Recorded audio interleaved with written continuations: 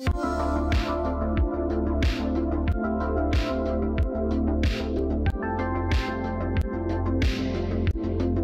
solar was a big decision for us because we have a big house. Sometimes our electric bills were about $500, $600. I've actually seen bills as high as $900 for 1 month. So it was an area of concern to say, okay, what can we do to handle this? Ross told me that he believed that you could get this down to like nothing. And we pretty much did. At the same exact time last year, we paid almost $600 in our electric bill. And our most recent electric bill was $11 and change. Ross is very easy to work with, and his communication with me was very succinct. I'm very happy with the end result. It's something now I feel like a weight off my shoulders. It's something I could breathe about.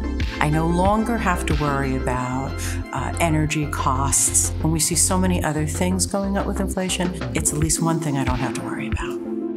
Hi, I'm Rose Averill, and I highly recommend Ross Dyson with Solar Tech Elect for anyone who's interested in getting solar electric.